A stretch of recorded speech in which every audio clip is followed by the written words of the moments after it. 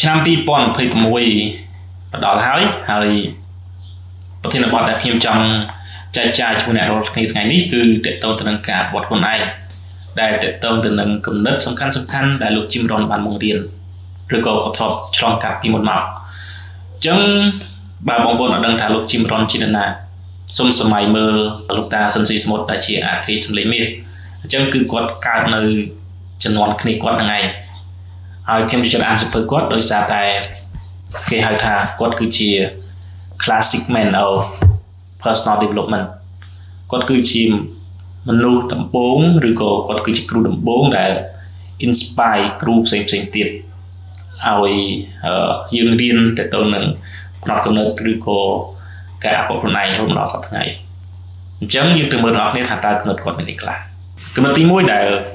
ខ្ញុំតែងតែនិយាយក្នុងវីដេអូមុនរបស់ខ្ញុំដែលគាត់បាននិយាយថាមនុស្សយើងបានប្រសើរមិនមែនដោយសារតែឱកាសនោះទេឬក៏សំណាងនោះទេប៉ុន្តែយើងប្រសើរបានដោយសារតែការអភិវឌ្ឍខ្លួនឯងឬក៏ការផ្លាស់ប្ដូរខ្លួនឯងជាការពិតមនុស្សយើងគឺតែងតែចង់បានជីវិតដែលប្រសើរជាងមុនមែនទេចង់បានចំណូលប្រសើរជាងមុនការងារប្រសើរជាងមុនទំនាក់ទំនងល្អជាងមុនក៏ដូចជាសុខភាពល្អជាងមុនប៉ុន្តែសួរថាតើទាំងអស់នឹងដែលខ្ញុំរៀបមកមិញហ្នឹងតើវាមកដោយសារតែសំណាងឬក៏ឱកាសឬក៏វាមកដោយសារតែយើងជ្រើសក្នុងការផ្លាស់ប្ដូរការដែលយើងឈានជើងចេញធ្វើអ្វីដែលខុសប្លែកពីមុនដើម្បីបានលទ្ធផលខុសពីមុននោះចំណុចទី2ដែលខ្ញុំអាសានិយាយនៅក្នុងវីដេអូមុនរបស់ខ្ញុំដែរគឺលោក Jim Rohn តែងតែនិយាយថាចូលយើងធ្វើការជាមួយខ្លួនឯងឲ្យខ្លាំងជាងការដែលយើងធ្វើការជាមួយនឹងការងារដែលយើងធ្វើជារាល់ថ្ងៃគឺវាគ្រាន់តែឲ្យជួយយើងបានរស់ប៉ុណ្ណោះប៉ុន្តែបើយើងជ្រើសលើការអភិវឌ្ឍខ្លួនឯងឬការផ្លាស់ប្ដូរផ្នត់គំនិតរបស់យើងគឺវាអាចជួយបដូរព្រឹងវាសនារបស់យើងមកជីវិតនឹងតែម្ដងហើយមានពាក្យមួយគេថាទៀតបើយើងឈប់លូតលាស់បានន័យថាជីវិតយើងលែងបានផ្លែផ្កាហើយដូច្នេះសួរខ្លួនឯងថាតើយើងរាល់ថ្ងៃនេះរៀនអ្វីដែលថ្មីឬអត់យើងអានសៀវភៅអ្វីដែលថ្មីអត់តើយើងហាត់គិតឲ្យបានល្អិតល្អន់ឬក៏ជ្រៅជាងមុនទេតើយើងព្យាយាមបង្កើតវិន័យខ្លួនឯងដើម្បីឲ្យសម្រេចជោគជ័យទៅលើគោលដៅណាមួយទេតើយើងខ្លាចជាមនុស្សដែលគេគោរពច្រើនជាងមុនទេដូច្នេះត្រូវសួរខ្លួនឯងចំណុចទៅនឹងអញ្ចឹងនៅពេលណាដែលយើងបង្កើនផ្នត់គំនិតយើងឲ្យបានកើនមកកម្រិតទៀតជីវិតយើងចាប់ផ្ដើមប្រែប្រួលទៅរកភាពវិជ្ជមានពីព្រោះអីនៅពេលណាដែលយើងចាប់ផ្ដើមផ្លាស់ប្ដូរផ្នត់គំនិតគឺយើងមិនត្រឹមតែទាក់ទាញអ្វីដែលយើងចង់បានទេប៉ុន្តែវាទាក់ទាញយើងឲ្យខ្លាយទៅជាមនុស្សម្នាក់ដែលយើងចង់ខ្លាយទៅជានោះផងដែរចំណុចមួយទៀតកុំគិតថាអ្វីមួយវាកាន់តែប្រសើរជាងមុនប៉ុន្តែត្រូវគិតថាយើងនឹងកាន់តែប្រសើរជាងមុនពិតណាស់ជីវិតគឺពេញដោយបញ្ហាពេញទៅដោយឧបសគ្គហើយពោពេញទៅដោយការលំបាកជាច្រើនដូច្នេះជំនួយការនិយាយថាហេតុអីបានជីវិតពិបាកប៉ុន្តែយើងត្រូវនិយាយថា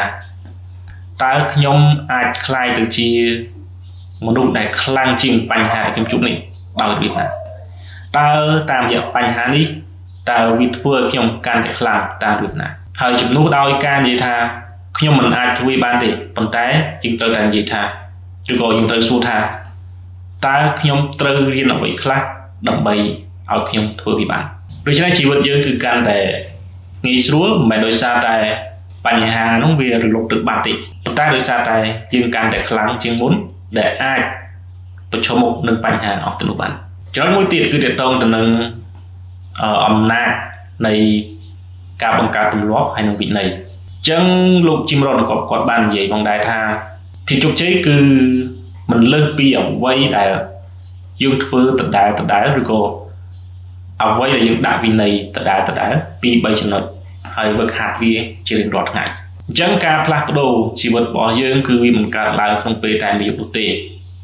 អញ្ចឹងគឺវាទាមទារឲ្យយើងបង្កើតជាទម្លាប់ប្រចាំថ្ងៃដដែលហើយត្រូវចាំថាការសម្រេចអ្វីមួយវាមិនមែនដោយសារតែសំណាងឬក៏វិតមុន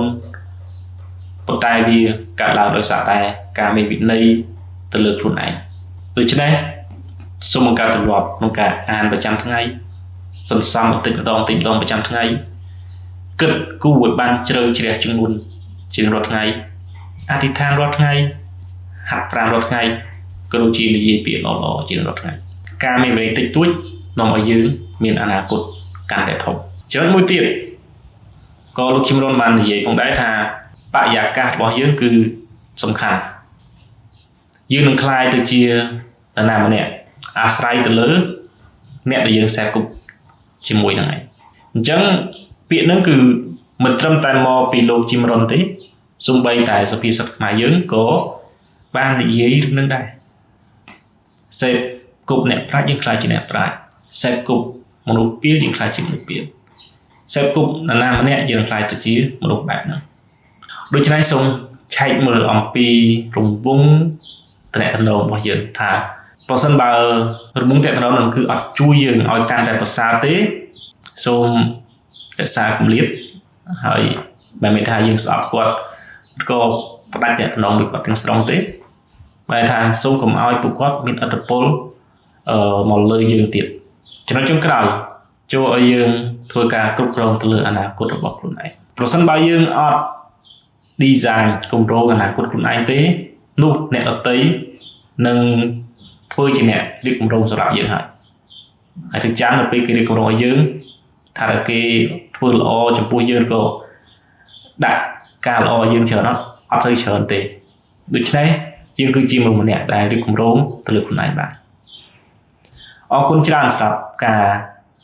ទស្សនាឬក៏ស្ដាប់ពីដើមរហូតដល់ចប់ហើយសង្ឃឹមថាគំនិតមាសទាំងប្រមាណដែលខ្ញុំរៀបរាប់នេះនឹងជួយបងប្អូនក្នុងការដែលចាប់ផ្ដើមឆ្នាំថ្មី